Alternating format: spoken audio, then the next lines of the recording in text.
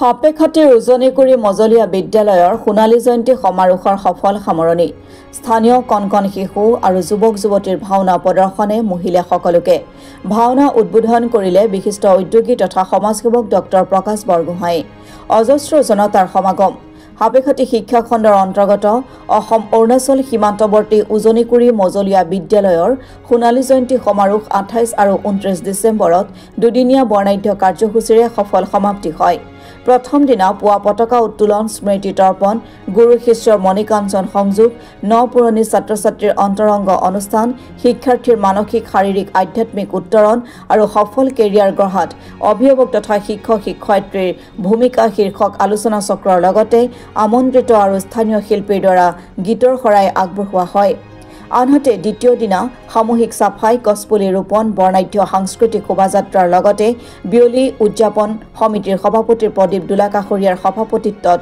মুকলি সভাৰ লগতে স্মৃতি গ্ৰন্থ উন্মোচনী সভা অনুষ্ঠিত হয় উদয়ন নামৰ স্মৃতি গ্ৰন্থখনি উন্মোচন কৰে উজনিকুৰি মজলীয়া বিদ্যালয়ৰ প্ৰতিষ্ঠাপক শিক্ষক তিলক গগৈ দুয়ো দিনৰ কাৰ্যসূচীৰ বিশেষ আকৰ্ষণ আছিল ভাওনা প্ৰদৰ্শন স্থানীয় কণকণ শিশু আৰু যুৱক যুৱতীৰ দ্বাৰা মঞ্চস্থ কৰা ভাওনা প্ৰদৰ্শনে মহিলে উপস্থিত সকলোকে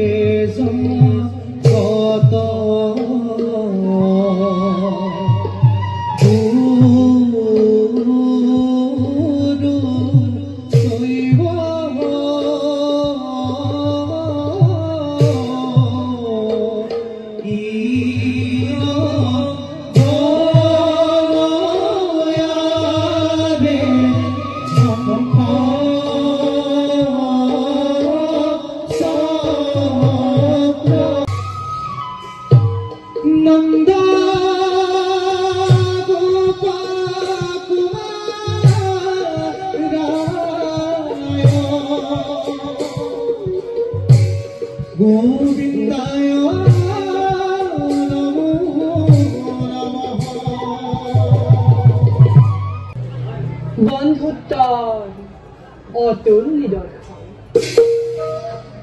আমাৰ পৰম ভক্ত বিপ্ৰদামোদৰ নামে খ্যাত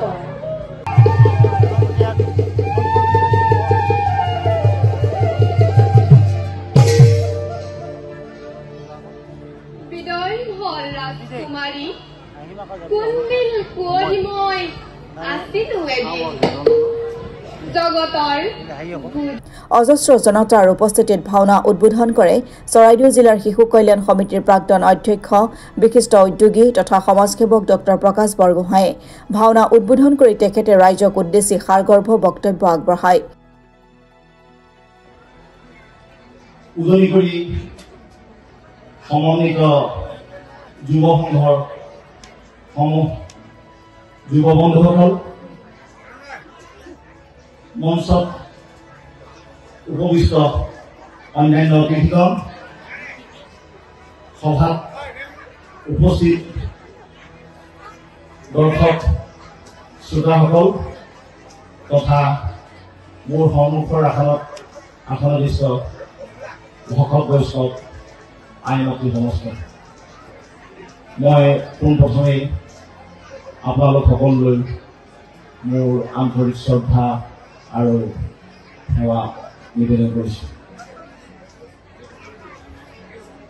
অত্যন্ত এটি সুন্দৰ আৰু মনোমোহা অনুষ্ঠান হৈ গৈছে।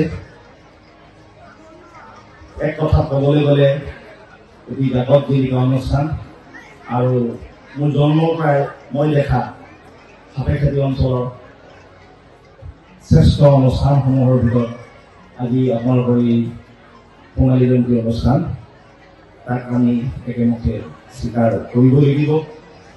খুব সুপৰিকল্পিত পৰিপাটি শৃংখলাবদ্ধ আৰু মাৰ্জিতকৈ অনুষ্ঠানসমূহ পালন কৰা হৈছে।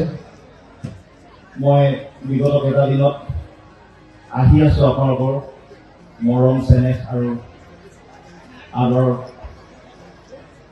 গতিকে নিশ্চয়কৈ দেখিছোঁ এনে এটি সুন্দৰ পৰিপাটি অনুষ্ঠান খুব বিৰল। গতিকে এনে এটি অনুষ্ঠান সকলোকে দিব পৰাটো অত্যন্ত গৌৰৱৰ কথা। গতিকে মই এই আপাহতে উদযাপন সমিতিৰ সমূহ বিষয়ববীয়া তথা সমন্বিত যুৱ সংঘৰ সমূহ কৰ্মকৰ্তাক আন্তৰিক ধন্যবাদ আৰু কৃতজ্ঞতা জনাইছোঁ। ৰাজহুৱাভাৱে তেখেতলোকৰ শলাগ লৈছোঁ। এই বিদ্যালয়ৰ যিসকল মহান মনীষী শিক্ষানুৰাগী চেষ্টাত এই বিদ্যামন্দিৰটি স্থাপন হ'ল। আজি আমি সোণালী জয়ন্তী এই গৌৰৱৰ দিন দেখা পালোঁ। তেখেতলোকক মই এই পবিত্ৰ মুহূৰ্তত শ্ৰদ্ধাৰে স্মৰণ কৰিব বিচাৰিছোঁ। যিসকল আমাৰ মাজৰ পৰা হেৰাই গৈছে তেখেতলোকক স্মৰণ কৰিছোঁ, শ্ৰদ্ধা যাচিছোঁ। আৰু যিসকল জীৱিত অৱস্থাত আমাৰ মাজত এই মঞ্চত আছে বা কিবা কাৰণত উপস্থিত থাকিব পৰা নাই তেখেতলোককো এই গৌৰৱৰ দিনটোত শ্ৰদ্ধা আৰু সেৱা নিবেদিছোঁ। কিন্তু এইখিনি কথাটি শেষ হৈ নাযায়। এটা বিশেষ কথা মই ৰাইজক অনুপ্ৰেৰণ শুনিছোঁ। সেইসকল মহান ব্যক্তিৰ প্ৰচেষ্টাত বিদ্যালয়খন স্থাপন হ'ল আৰু ৰাইজে আজি সোণালী জয়ন্তী উদযাপনৰ সুযোগ পালে। তেখেতলোকৰ কৰ্মীখিনি কৰি হ'ল। কিন্তু ইয়াৰ পিছত ৭৫ বছৰীয়া যি জয়ন্তী আহিব, মহাৰজত জয়ন্তী বা ১০০ বছৰীয়া যি শতবাৰ্ষিক আহিব, সেই পালনৰ দায়িত্ব আৰু সেই পালন কৰিবলগীয়া পৰিৱেশ সুযোগ কিন্তু আজি আমাৰ ইয়াত উপস্থিত থকা ৰাইজে নিশ্চিতভাৱে ল'ব লাগিব। আৰু স্থানীয় ৰাইজে, শিক্ষকসকলে, অভিভাৱকসকলে ল'ব লাগিব। সেই কথাষাৰ কেনেকৈ ল'ব লাগিব মই অকণমান বহলাই ক'ব খুজিছোঁ।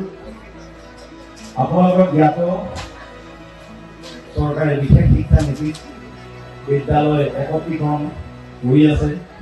বহুতো বিদ্যালয় বিলুপ্তি ঘটাইছে।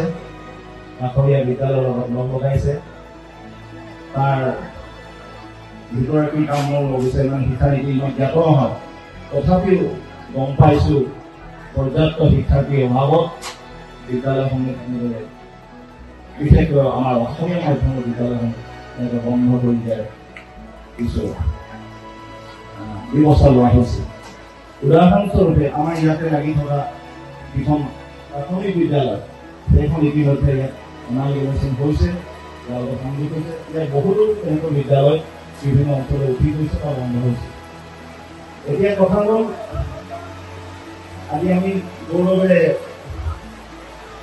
সোণালী জয়ন্তী ৰূপায়ণ উদযাপন কৰিছোঁ কিন্তু এসময়ত যদি পৰ্যাপ্ত শিক্ষক অনুপাতে ছাত্ৰ ছাত্ৰী নাথাকে বা অভাৱ হয় নিশ্চয় আমি মহাৰজত জয়ন্তীকে পালন কৰিব পাৰিম তাৰ কিন্তু নিশ্চয় নহয় কিন্তু কথা হ'ল কি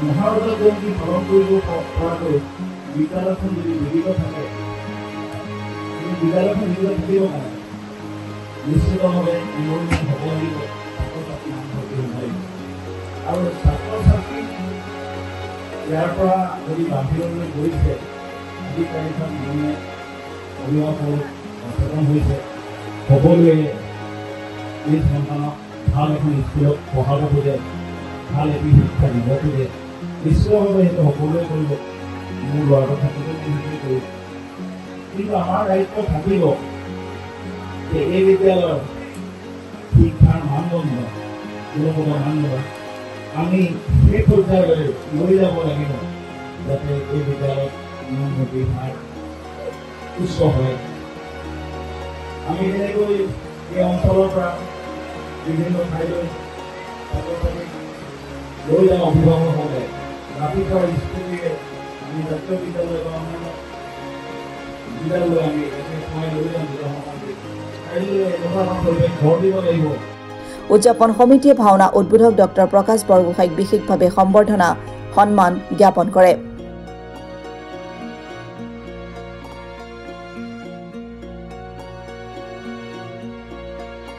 হাপিকটিৰ পৰা ৰাজীৱ কলিতাৰ ৰিপৰ্ট অসম টুডে।